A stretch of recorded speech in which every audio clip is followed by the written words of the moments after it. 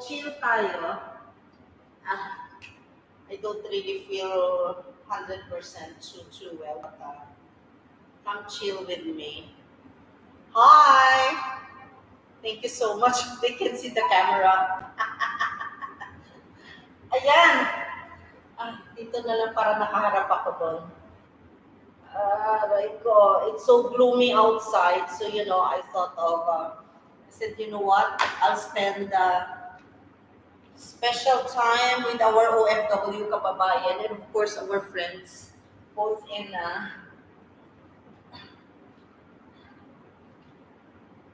the USA, from Europe, friends natin, and of course, friends from the Philippines, our family.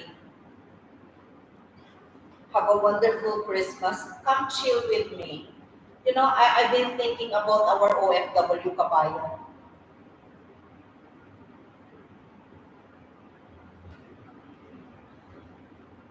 Sabi ko, you know what?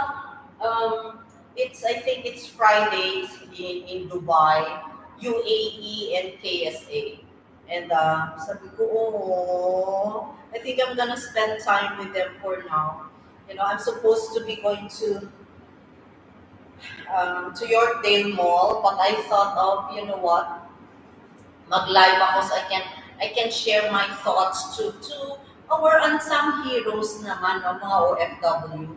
As you can see, it's so gloomy outside. I don't like it. So when it's gloomy outside, I'm like, I don't like going out. So I'm like, I'm just going to chill, sit here and do some yapping, right? And ayan. Oh, my shirt is a little big for me, but that's all right. Yeah. Meron palang bukas pala yung yung mga daycare. As you can see, there's kids. There's kids outside. Bukas pala, daycare. Because most parents, ang laki-laki ng damit ko. Anyway, most parents here, like, with life nowadays, no, it is really advisable that both parents goes to work. Unlike before, yung wife is at home and the husband is at work. Mega fabulous shoutout, ang layo ng, layo ng camera. But because of the inflation, so many things going on around us, back to the basics of life. Unlike during our time in the 1970s, 1980s, our parents back in the 60s, right? Even though the wife doesn't work and stays at home to fend for the kids, to look after the children, right? They're still able to survive. You know, it's like the basics of life before. Yeah, they're able to buy burrito, they're able to buy may pandesal, may tinapay, may konting ulam, sapat na, right? And during those times, walang masyadong nagkakasakit, no? Not too many people has konting lagnat lang after few hours okay na. Konting trangkaso after makahiga ka lang, you had a skyflex and you have a true orange or merinda. After few hours, you can recover fast, you can recover well. But nowadays, most of the OFW, sometimes nanay tsaka tatay mismo needed to go abroad to be able to support their kids back home na mapag-aral nila, mapa-eskwela mga kabataan to send them to college, to university. So it saddens me to hear that there are moms out there that they are in London, they are a caregiver or a nanny or OFW, whatever work they do, maybe in Dubai or in Qatar, right?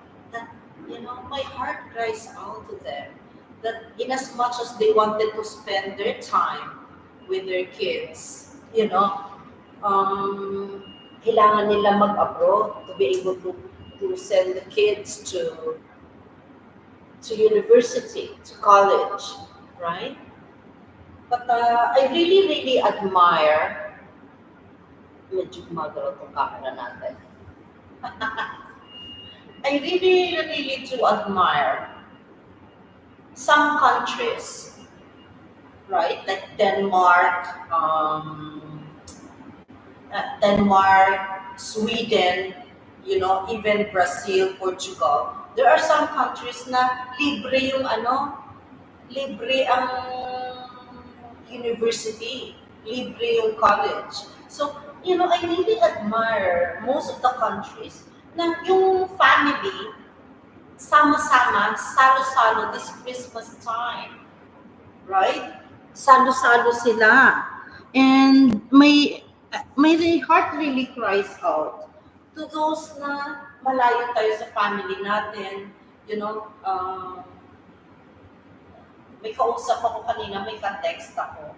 And I told her, sabi ko, I wish hope and pray really from the bottom of my heart that someday your mama and your kids can spend holiday season with you. And I mean it so sincerely that hindi mahirap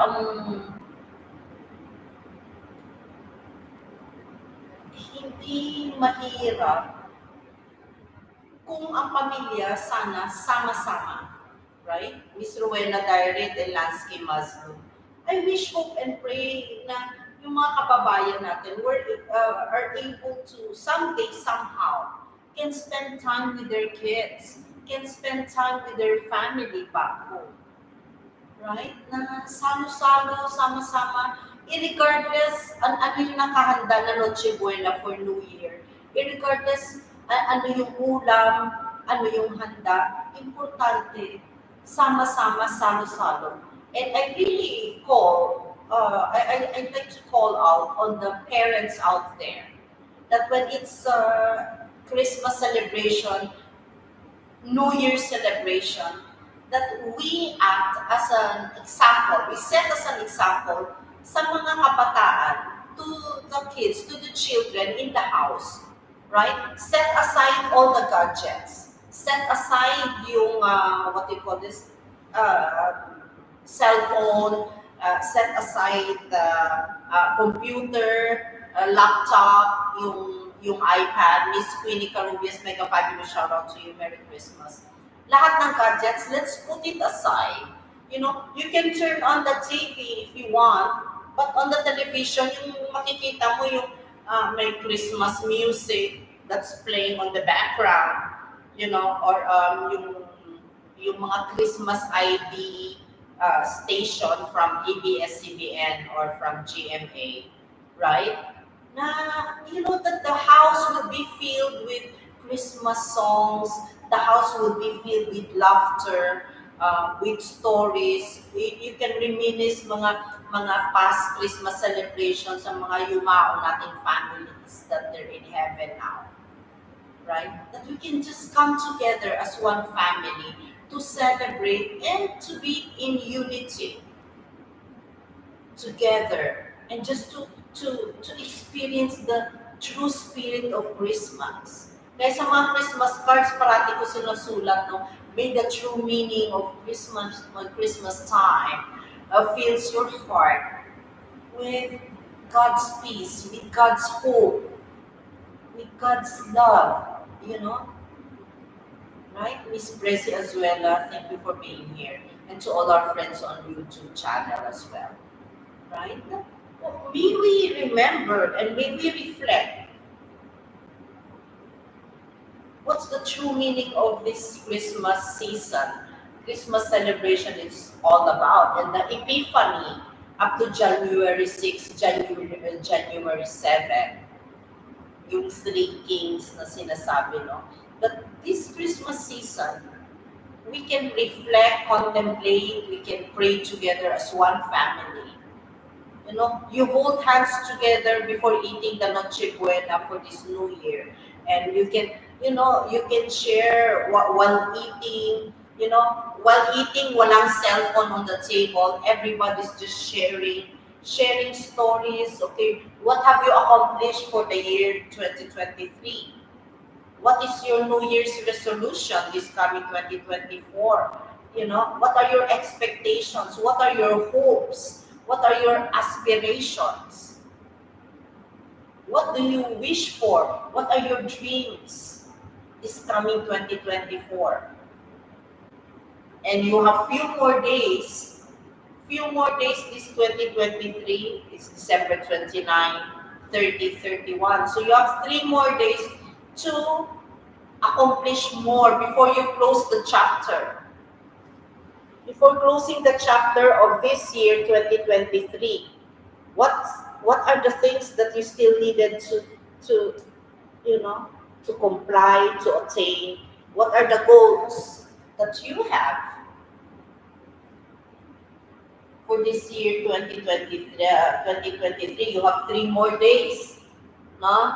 Kung may mga kailangan ka pang bayaran na mga you wanted to pay your debts, to pay your mga mga delay payments mo, you know,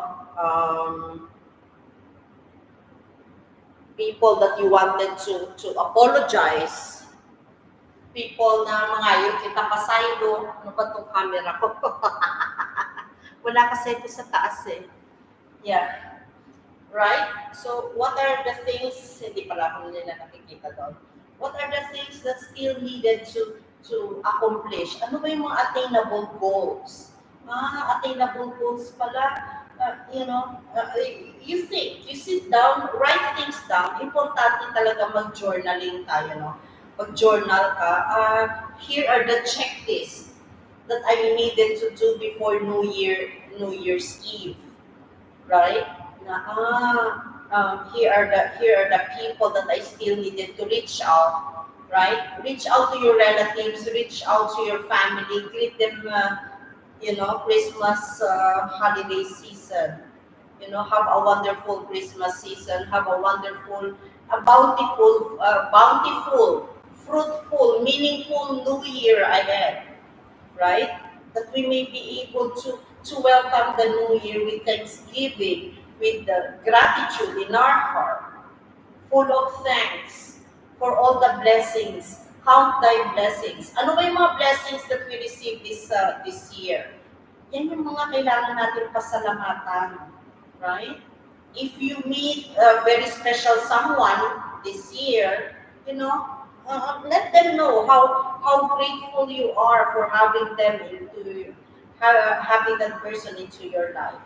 Even your very special someone, your spouse, your husband, your wife, thank them. Thank them like, I thank God for you are a blessing to me, right? Let the very special people in your life, make them feel special. Let them know how much you care. Let them know how much you love them, right? Just a simple hello, just a simple Christmas greetings. They really, really would love to hear from you. So make a checklist. Sino pa ba yung mga hindi ko nag-greet? Yung tito ko. Yung tita ko, hindi ko nag-greet. Yung nagpalaki sa akin before. Yung pinsan ko, pinsang buo, second cousins, yung mga in-laws nyo, even your in-laws. Right? That make it like this season so special, because Christmas season is a season of hope. It's a season of love and forgiveness, right? Forgive those who really ask sincere apology, right? Not just by words but with actions. Kasi if we ask for an apology for those we may have hurt, for those that betrayed our trust. When we ask for an apology, make it sincere as well. Pag hindi pa yan sumasagot sa'yo, once you ask for forgiveness, you ask for an apology, give that person time. Give that person that you're asking for forgiveness. There will be seasons and proper time. Time shall reveal, right? Give that person time to reflect and to heal. Hindi yung when someone asks forgiveness from you, readily that person can readily forgive you right away. Give that person time to reflect, time to pray, time to contemplate, and most especially time to heal. Right? This Christmas season is a time for healing as well. Right? Kasi let's say, kinonsumi mo yung taong yan, naging matigas ulo mo, you let that person, you stress out that person. So that person is a human being as well. So our human nature, we need time to heal our wounded hearts. We need time to heal from the stress. We need time to heal.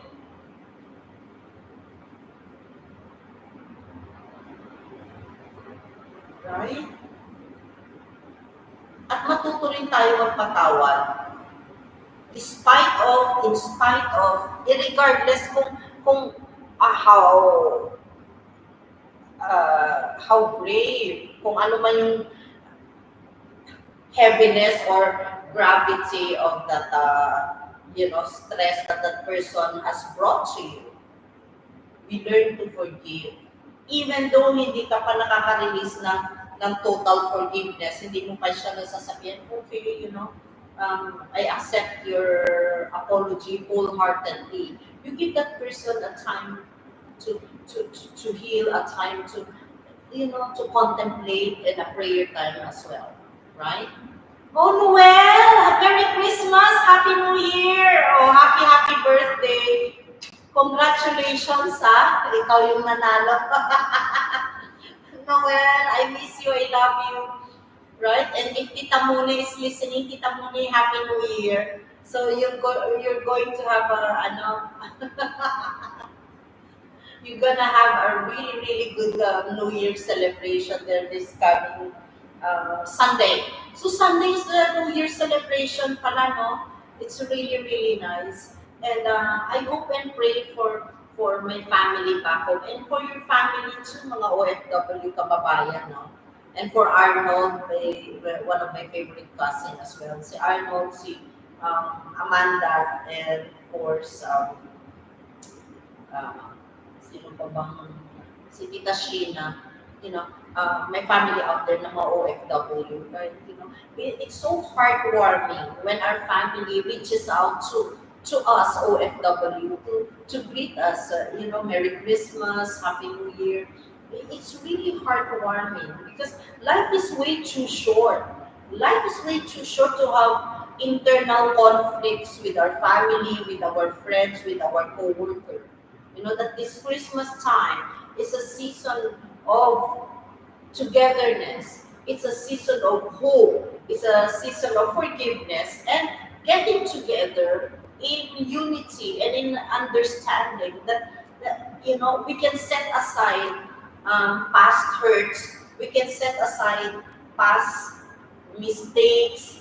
That we can forgive ourselves too. That's very important as well, right? Mr. Orlando Lazaro, mega fabulous shout out, right? That as what I've said earlier, this Christmas 2023. So you have 3 more days. So you sit down and you contemplate and come to your senses, gather your senses. That don't forget to, when you forgive other people, you forgive yourself as well.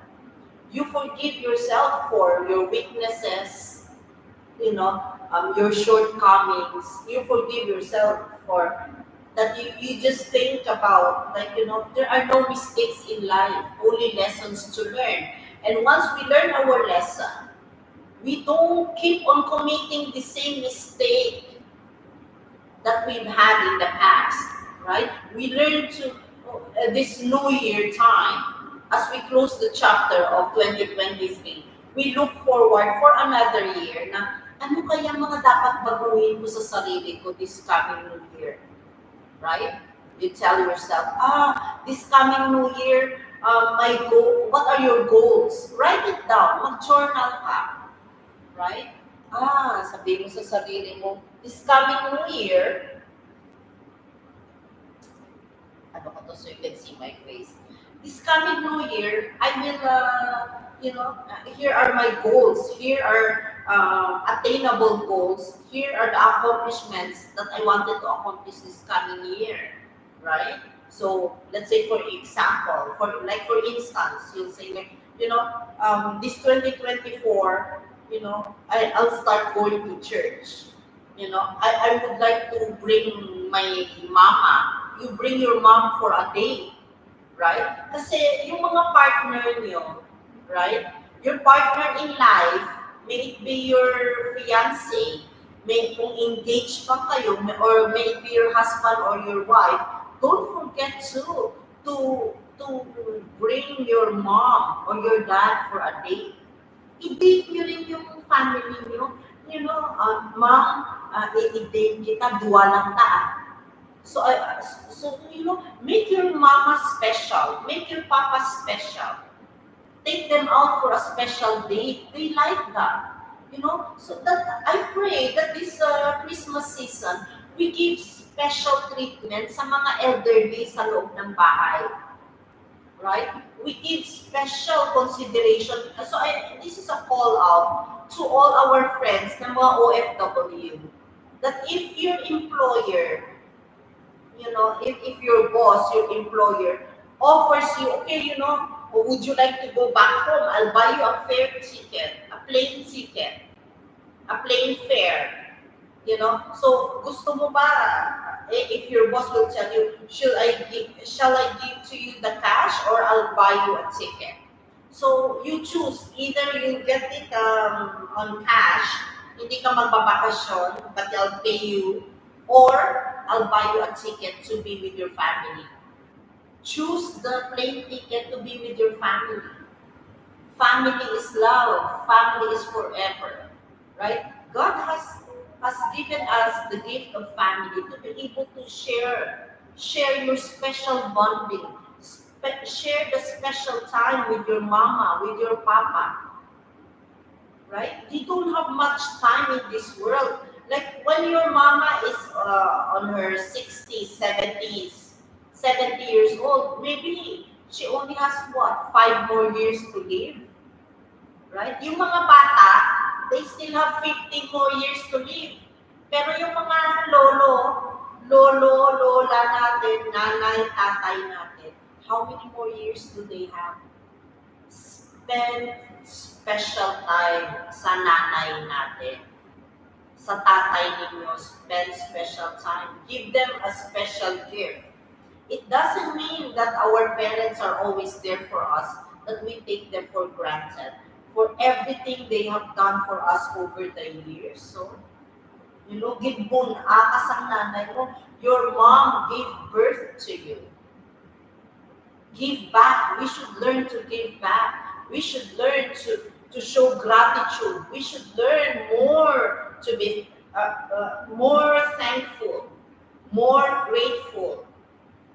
This is a time of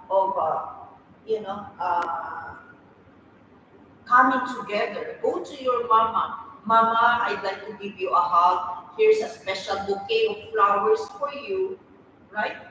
For New Year's Eve. Napaka-special kung bigyan mo ng bouquet of flowers yung mama mo. Right? Our mom, our mother will be, they'll feel special na. Kasi usually, pag mga elderly na, mga matatanda na, we tend to overlook them. We tend to take them for granted. Na hindi na ganun ka-special. It's because someone has replaced them in our lives. It's because naka-lobyo ka na, It's because nagkanobya ka na, so yung focus mo nandyan na sa husband mo, yung focus mo nandyan na sa asawa mo. That that you spend less and less time with your mama, with your papa, with your lolo or lola, right? So it's always important to pay respect sa mga elderly natin sa loob ng bahay. Kasi someday, somehow, whatever we do for our elderly, it shall be done unto us as well. Always the golden rule, right? Someday, somehow, somewhere in time, kita manging tigulang man, we will be old as well. So by the time that we're 60, 70 years old, you will be lonely.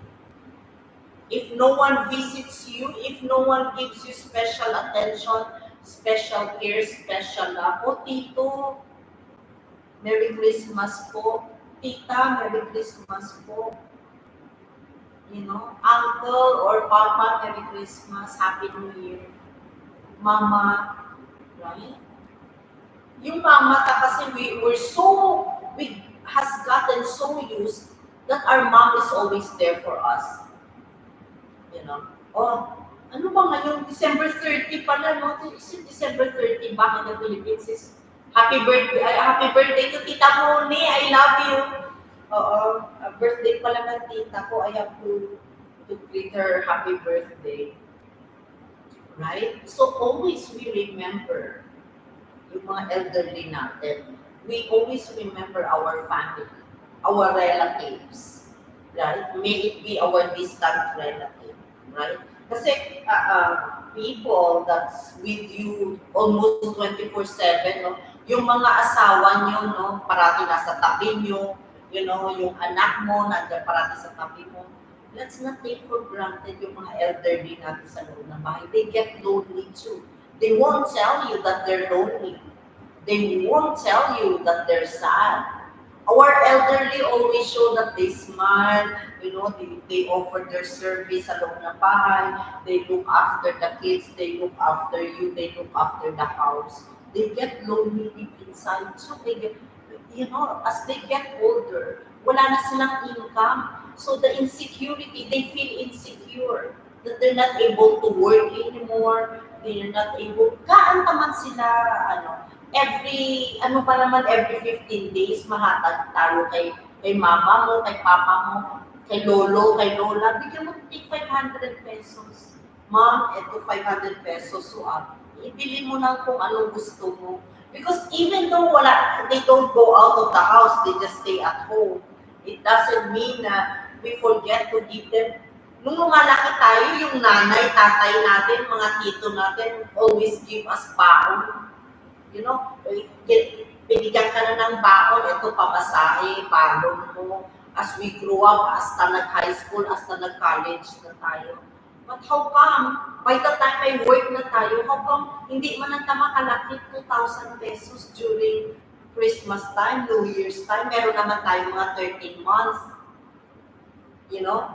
So if you have a 13-month salary, if you get extra bonus for that month, Mom, ito 2,000 pesos for you. I wanted to share my blessings sa imo. I wanted to share my extra 13 months for you. Right? Instead of buying so much, I always promote minimalism. Don't buy the kids too much toys, please. Because the child, you are rearing and bringing up the child to be materialistic. Na paglaki ng bata, masyado na siyang overwhelmed na even if there's no occasion, bilhan mo ng toys. Or if it's his birthday, her birthday, give only one toy. Only one. Or isang regalo lang. So sa isang regalo, lagyan mo na dyan ng one shirt, one shorts, polo shirt, nandiyan na rin yung toys niya. So when he or she opened the gift, nandiyan na isang package lang. Hindi yung pabuksan mo sa bata, 10 regalo, 5 regalo for Christmas time. Here comes New Year, bigyan mo na naman 3, 5 regalo. You are grooming the child to be materialistic, to love material things. It's okay to give gift, but give gift only one. Because tomorrow cannot promise us anything. It's not every day that you have work. Anytime you get retrenchment, anytime you get fired, anytime we can lose our job, right? So save your money, save your salary. Magbigay ka. We learn to share sa nakakatanda sa atin, sa nanay natin, sa lolo, sa lola, right? But for kids, please, you know, and let's not feed the kids with too much gadgets. You know, bilhan ng choo-choo train. May choo-choo train na, meron pang car, meron pang remote control na car, bilhan pa ng kung ano-ano. You know, groom the child to be grateful. Groom your children at home to be simple and to be appreciative. Na ma-appreciate niya isang laruan lang. Para hindi niya makalimutan. The child will never forget what he got for Christmas time. Na pinila mo lang siya isang choo-choo train, that's it, for Christmas. And for his birthday, bigyan mo siya ng set ng shoes, kung gusto mo, bilang mo isang sapatos, set ng terno na shorts and shirt, that's it. Alright? And let us groom the children at home to really appreciate and to know the real meaning of this Christmas season. Emmanuel, God is with us. Right? That bring your children, bring your wife, bring your mom to the church. Because anytime, our life may be cut short. Nagda-drive ka lang dyan, no? Bigla ka ma-aksidente. Huwag naman sana, no? Right? Sudden accident, sudden death. You didn't go to church for that day or for that week. You didn't ask for forgiveness. Every day, we ask for forgiveness for our sins. That anytime we pass away, we are ready to face our Creator. That in every day, we will be grateful. In every day, we will be so thankful. Thank you, Father God, for the sunshine. Hopefully, may sunshine bukas. Right now, it's gloomy. Right? Lord, thank you for the trees. Even the trees na kandang-ulog na yung mga leaves niya because of fall season. We still thank God for kahit maliit lang na bagay. We thank God for the gift of family. Right? So let's not forget mga elderly natin. Talagang I always call out sa mga lolo-lola natin. Huwag natin sila i-take for granted. Let's not take for granted mga nanay natin. No? Right? Because with senility kasi, pag tayo tumanda someday, it's senility versus despair. Despair because they get insecure, they get sad, they get lonely, that they don't earn money anymore. Pero, pag nasishare mo yung 13 months mo sa nanay, tuwang-tuwa niya ng cellphone. O, nandito si Mr. Daniel, guwapo, pogi, hang, padwal, ladrera. Ako po, I ask for forgiveness every day for my sins, sabi niya. Lalo na po, sa diet ko lagi, I fail, but I'm still handsome. Handsome ng mukha.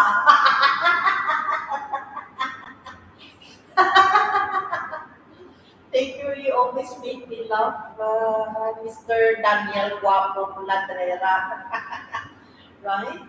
Oo. So, how's your stay? Ang cute nung nag-staycation si Mr. Daniel Latrera. I think they had a staycation in a hotel.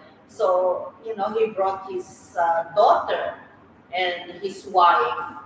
Ang cute, get together sila. That's the beauty of this Christmas season, is to really spend time with people that's really close and special to you and dear to your heart. Right? That in every day, nasayang kasi yung time. Let's not waste time with internal conflicts. Let's not waste time with misunderstandings. Let's not waste time with stressing out about things, stressing out about money. I know money is very important because that's the source of of paying our bills. Money is the source to be able to that's our resource to be able to pay your electricity, to pay for your water bill, pay for groceries, to buy gifts. But let's not forget as well, uh, you know, that the source of money, the source of blessings, to look up and to say thank you for my job, thank you for the grace, thank you for the blessing. Salamat po sa sweldo na ito. That, and then you pray as well to be a good steward of the blessings na pinahiram sa iyo. Lahat ng blessings na tatanggap natin every day, pinahiram lang sa atin. It's not, there's nothing permanent in this world except change. Right? Thank you so much sa nakikinig dito, ha. Pitayas the Dudel. Hola, boa tarde, TMJ. Casey Ayusha, mega fabulous shout out to you. Thank you so much for tuning in. Ang cute. Thank you. Sakit na likod ko. Ba't wala akong ano? Nandito pala mga unan ko. Kaya pala sakit na likod ko. Wala akong unan. Mga almuhad doon, right? So what are your prayers? What are your prayer requests for this Christmas season? What's your New Year's resolution, right? New Year's resolution, what are your prayers? What are your Christmas wishes? What are um, your heart's desire for this coming new year? So write it down. New Year's resolution ko is to learn to forgive. It's to learn to be more humble, to learn how to give and to care and to share, right? New Year's resolution. Ang New Year's resolution niya is to stop being greedy, to stop being selfish, and to learn how to be compassionate, to learn how to show compassion for others. Hindi niya nasasaktan yung mga pusa, yung mga asong gala, So, marami tayong mga gustong baguhin sa sarili natin, right? It's New Year is renewing of our soul, renewing, rejuvenating our spirit. It's a renewal of the spirit. It's the call for transformation. Na mga gusto nating baguhin, na mga, yung mga past mistakes natin, mga past, mga hang-ups natin sa buhay. Right? That, as what I've said earlier, learn to forgive your past. Learn to forgive yourself. Na parati, minsan sabihin mo, ano ba? Parati na lang ako nasasaktan sa pag-ibig. Parati na lang ako nasasaktan. You tell yourself, how come, I've never learned the lesson of always getting hurt, or feeling hurt, or being hurt from a relationship. Maybe yung diferensya nasa sayo rin. We always tend to blame someone else. We always tend to blame and find fault to another person. Well, in fact, ikaw pala yung may diferensya because you give yourself so much. You spend your time, you spend your energy, your service so much that you forget that you deserve. You deserve to be served. You deserve to be loved. You deserve to be cared for. You deserve na ikaw naman pagsilbihan. Right?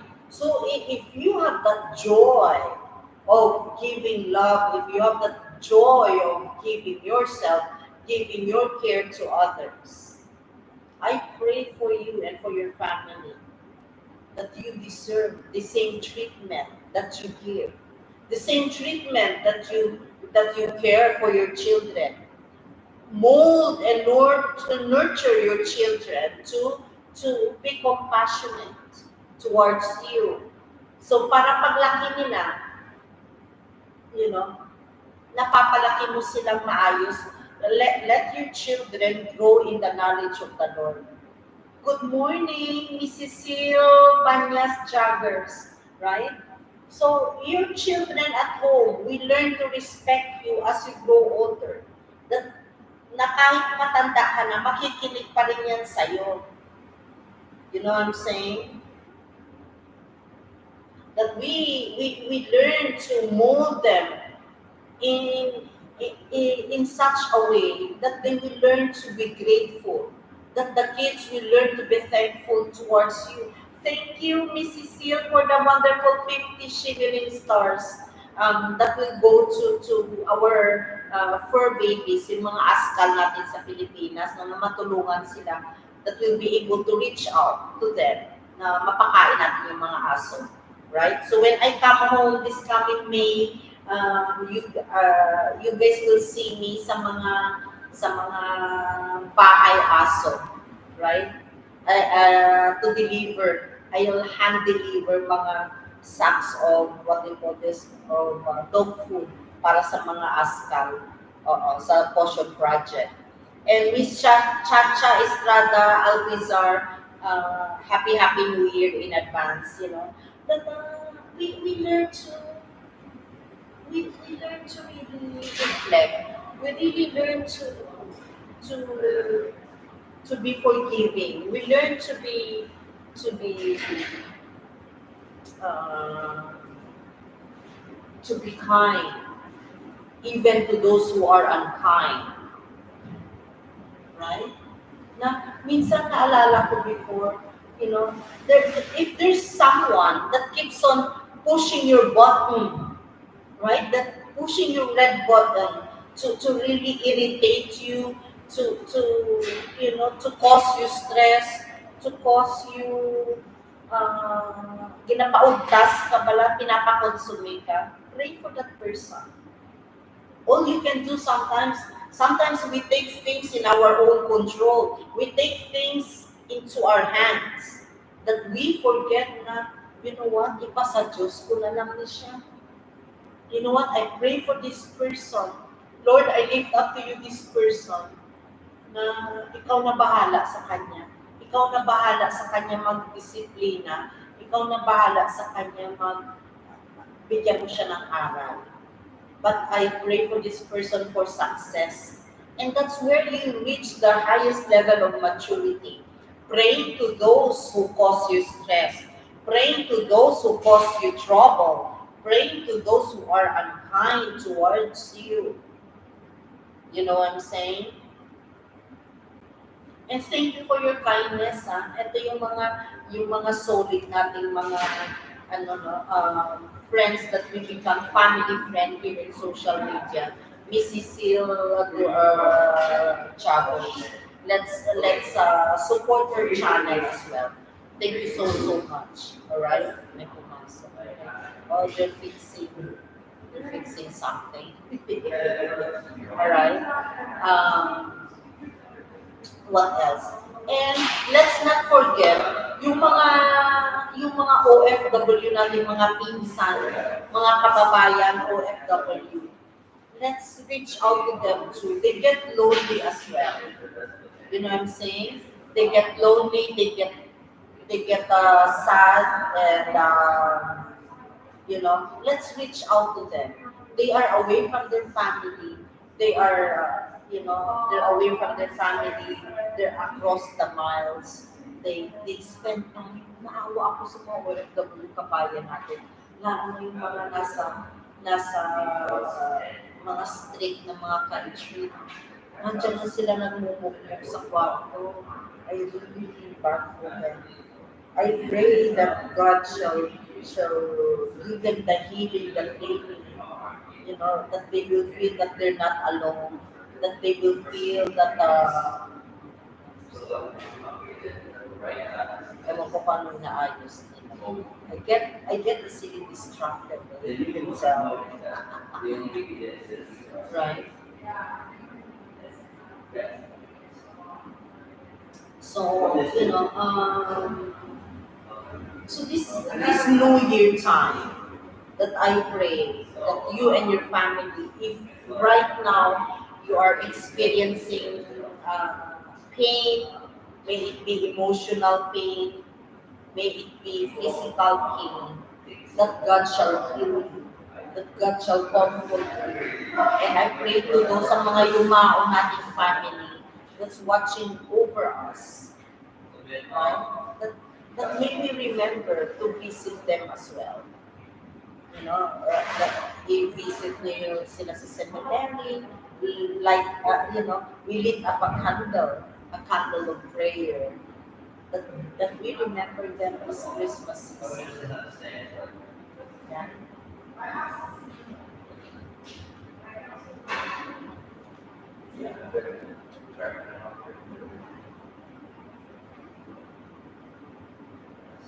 Huwag ko kami naayos nila.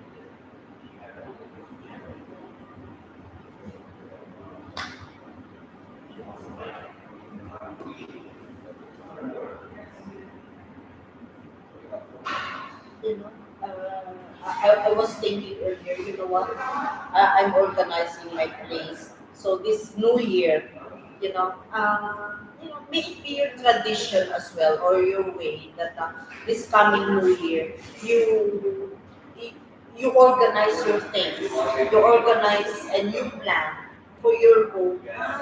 This coming New Year, you rearrange your, what do you call this, the setup of your furnitures.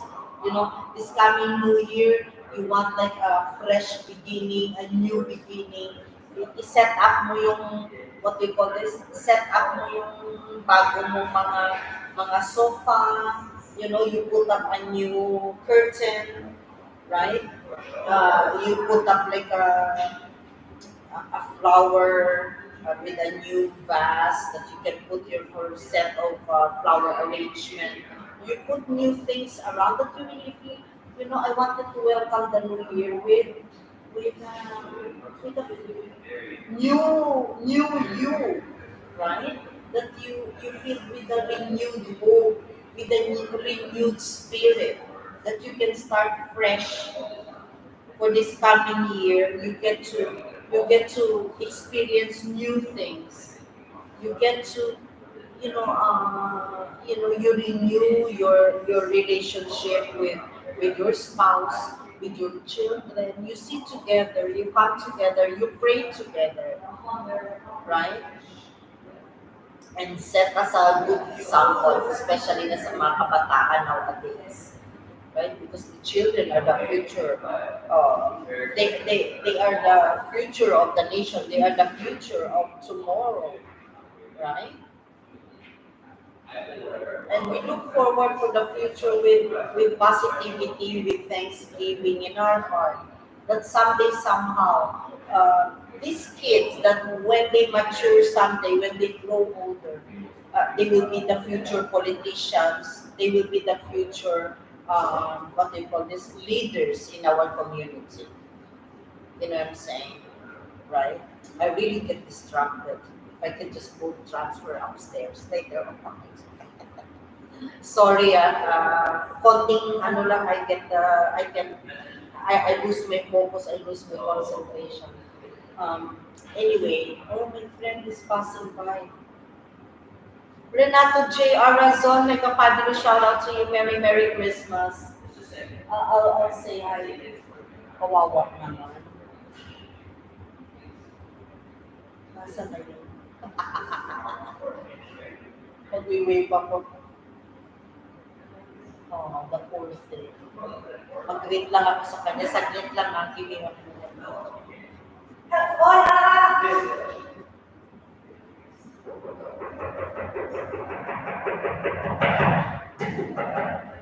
Feliz Navidad!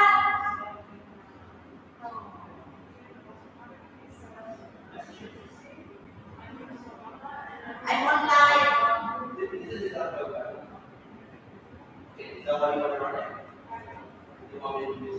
Oh my goodness. Minsan na ako pag-live may distraction. Ay, naawa ako. Ginread ko na Merry Christmas. Ay. So anyhow, I'd like to ask you guys, what are your New Year's resolution? What are your, we get sometimes we get so engrossed, we get so busy, we get so hectic with. I remember growing up that you get so excited, that we get so excited we get so excited with preparing for Noche Buena. We get so excited, ano yung mga ihanda natin, what are the things that we needed to. I'm on live stream. That we get so excited. What are the preparations we have for Noche Buena? What are the food that we needed to prepare? Mga gifts that we needed to prepare. Right? What are the things we needed to organize? That let's not forget that the very important reason of the season is that togetherness, that unity, that understanding, the the exchanges of communication, the openness, right? That you sit down at the table, you share your ups and downs, you share the success that you have for this year, and what are the things that you look forward for this coming year, right? So it's really important yung open communication nyo as a family. And for those sa OFW kabayan natin, that we may, tawagan din natin sila. Just a simple hello, just a simple greetings din sa kanila. OFW kabayan, ito yung sinasabi parang may holiday blues. Holiday blues because they feel that how we wish we are with our family back home, how we wish that we can just afford to retire now.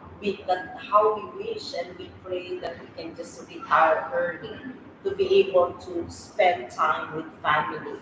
That's within your reach na kasama mo physically. Iba pa rin yung pagkasama mo physically as compared over the phone, as compared over the video calls. So I urge you guys to yung sa mga to those that receive remittances back home, really save up. The only way for you to be able to help your family, the OFW family that you have, na ikaw na receiver ka ng remittances, is to save up. Kasi hindi yan forever na malakas yung katawan. It's not forever that your OFW kabayan family is always, the health is at its best. The optimum level of health. Na parating strong, parating malakas. There's one OFW kanina na I was able to read his post, sabi niya, it's too difficult, ang hirap pala magkasakit being OFW away from your family. So nagkakasakit din yan sila. So let's not wait do not wait na mas lalo pang magkasakit, lalo pang lumala yung karamdaman ng OFW kabayan family. The only way to support them is save up. And kayo na for you guys that receive remittances, for you guys that receive family support, magtinguha man ka muna. Ko sa Tagalog, sa Ilonggo pa, magtinguha. Strive harder to work as well. And if you are a student receiving help, as well, there are lots of working students. They work to be able to help their parents. They help to be able to help pay for your tuition fee. Do your part. Let's not be dependent on anyone because you can only depend so much. Miss Arnella Silionar, happy holidays and happy New Year ahead. Happy New Year 2024 ahead, right? So all we can do in our lifetime, in this modern age with all the inflation, with all the high standard cost of living, is to gather together, you discuss what can we help, what can we do to be able to overcome the difficulties of the cost of living, back to the basics of life. If you can plant in your backyard, make a little, you know, make a little garden that you have fruits and vegetables that you can plant. And if you're able to invest in buying a small land property that you can convert it as your farm, you know, yung sinasabi, teach your family back home to fish. Do not, do not catch fish for them. Let's teach them to fish. Let's teach them to be resilient. Let's teach them to be independent. Even the small kids, teach the kids to be independent. Huwag natin masyado spoon feed, right? So that by the time you get older, the children will be able to, oh, I look after Armeda Senior. I will look after my Tito Renato Jr. Junior Razon. I will look after my tita, my tito, right?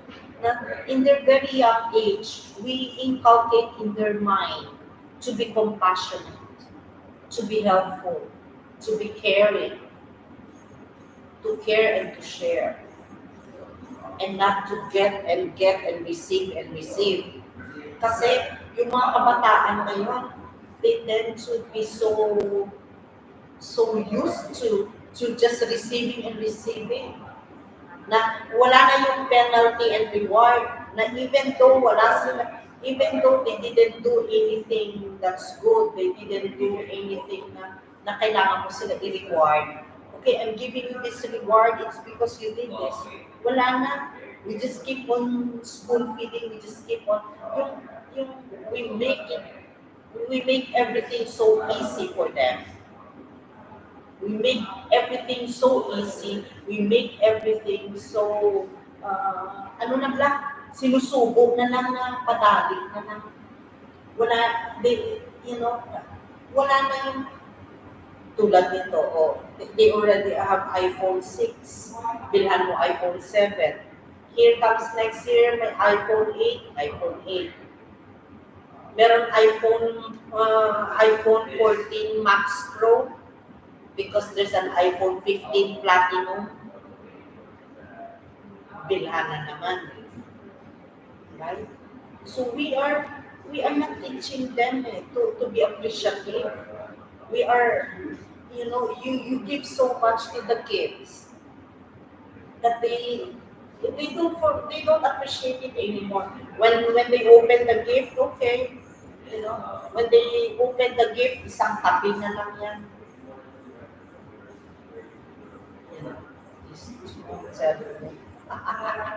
Natitest nila yung patience ko, no?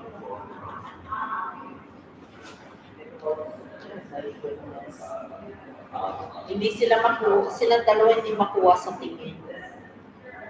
So there are people sometimes na, hindi makuha sa tingin. I don't know what they're doing here. To be honest with you.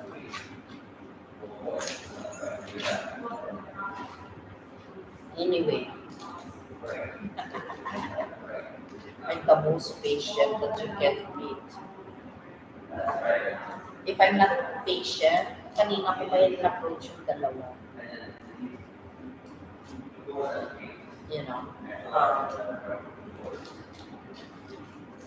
Swerte nila, no?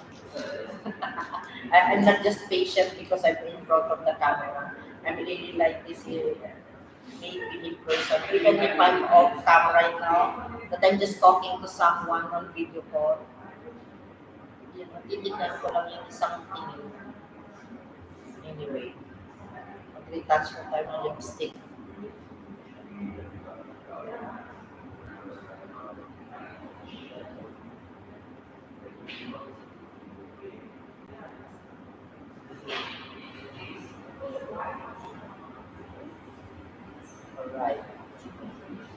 right? I'm debating if I should go to the mall.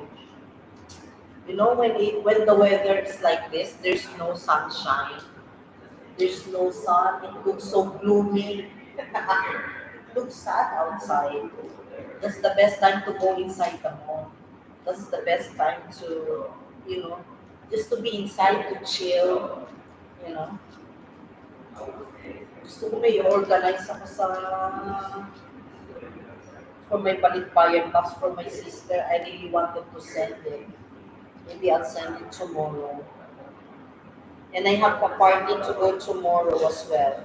So when someone invites you for a party, when someone invites you for a dinner or for lunch, try not to keep saying no. Try not to always to reject the invite.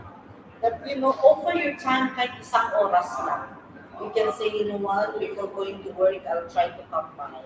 But if you're not feeling well, if you don't feel like it, learn to say no as well. Right? Don't hesitate and don't be shy to say no. Sabihin mo lang, I'm tired right now, I cannot go, next time I will be there. You know. Yeah, I'm on live stream, that's why. I'm on live. I'm gonna lose my life if they do some music. Oh my goodness. Anyway, what was that I was saying earlier? Of all the time that they can do that, they can do that later on or earlier. Anyhow, what was it I was saying? Oh, giving cards as well. That we can give holiday cards up to January 6, up to January 7. I think there are Christian Orthodox that they celebrate their Christmas celebration on January 7, if I'm not mistaken. So January 6 or January 7, yung Epiphany, right? And January 7, if I'm not mistaken, for those Christian Orthodox. So we reach out to them as well. Ang cute nga eh. Sometimes, you know, even after Christmas time, people still give you Merry Christmas. It's really neat. I really, really love Christmas season. I really, really love Christmas holiday because it's a season of togetherness. It's a season of family. It's a season of forgiveness. A season of you know coming together as yung friends nyo become your family, and the family that you haven't talked to in such a long time, we're able to reach out to them, and it's a time of reminiscing.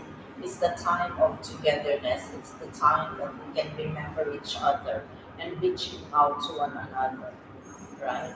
Um, to be able to share your moments together. Yung mga that even broken relationships, we learn to mend, make amends, and to come together. But sometimes even with a person that you have lost your trust, you can make amends with them. I know it's very difficult to regain the trust that you have given to that person. But then again, people make mistakes. And the only way to teach people as well, or to have people to learn from their own mistakes, is to make them realize that once you betray the trust that's been established with each other. It takes time. It takes time to heal. It takes time to build rapport again. It takes time to establish that rapport, to establish the trust again, right? And it's always important as well, like for you to be able to gain the trust of people, it's not just by, you give gifts, you give money, you know. Money cannot buy trust. Money cannot buy word of honor. Money cannot buy integrity. Money cannot buy your the perception of others towards you. Money cannot buy principle. You cannot buy you cannot buy trust. Kesyo bigyan mo yan siya ng pera para hindi ka nasiraan, right? Or you give that person money so that person will forgive you. And it's very important to do things in action instead of just saying words, you know.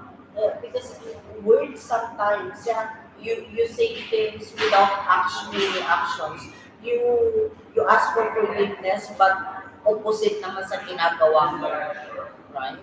It doesn't jive. It doesn't, yeah, what do you call this? Hindi siya na, it's not incongruent. It doesn't go together. So, when you're asking for forgiveness, when you're asking for an apology to those you may have hurt, to those that you cause stress, to those that you cause trouble, you know, do it in action as well. And when you forgive, it doesn't matter anymore sino yung may kasalanan. Because the only way that our God the Father will forgive us, if you will learn to have a forgiving heart, right? It's kasi with humility, it doesn't matter na siya kasi may kasalanan. Sabihin din ng isang tao, the other person that will say as well, siya ang may kasalanan. So you tend to point at each other. You tend to have a fault finding. Nagpo-fault finding nila sa isa't isa. So it's important. It's important to learn how to forgive and to forget. And it's important to what they call this. Sorry, I lost my train of thoughts. Mega fabulous shout out to Grace De La Torre Perlas. Mega fabulous shout out to you. We learn to forgive without looking anymore kung ano man yung cause that person has brought us. We learn to forgive despite or masakit yung nagawa sa atin. Kahit ano yan kagrabe, kahit ano ka nga ka-hurt. If you keep on bringing up the past, you'll never be able to face tomorrow with a brand new you, with a brand new beginning. It's hard to face 2024 if your heart is full of grudge, if your heart is full of resentments, if your heart is full of unforgiveness, if your heart is full of hatred, galit ka pa rin. It's hard to move on. The only way to move on is to lift up your spirit by forgiving, by releasing complete forgiveness, by releasing love, by releasing humility. It takes a great deal of humility to forgive and to forget. Because you say, oh yeah, I forgive, but I cannot forget. No. When you forgive, you forget. You forget about the pain. That's the true forgiveness. Alright? Miss Maricel Calva, mega fabulous shout out. Merry Christmas to you and your husband and your family. Right? So when we forgive, it's Christmas season, to be able to face 2024 with a brand new year, with a brand new life, with a brand new spirit, is to have the soul of forgiveness. Become a forgiving soul, right? Hindi na importante sino may kasalanan. Hindi na importante sino yung nakasakit. It doesn't matter anymore. It doesn't matter if you were the one that was hurt, if you were the one who caused the pain. If that person caused you pain, it doesn't matter.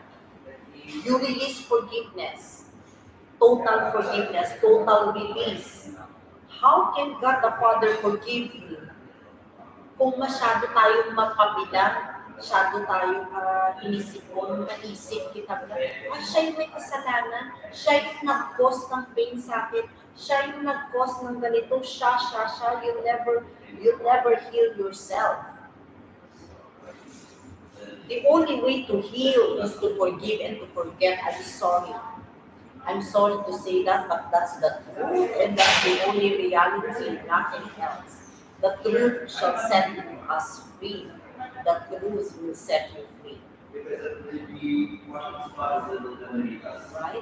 Because you only fool yourself if you make yourself believe that yes, I forgive you, yes, I forgive that person. Well, in fact, you still didn't forget, right? Right? That's the only way. That's the only way to to to release forgiveness. Sige pala, I challenge you this 2024 that start forgiving and forgetting. It is a complete way, and that's the only way to that's the only way to heal. Thank you so much for being here. I love you guys. Happy New Year. That's the only way that you will feel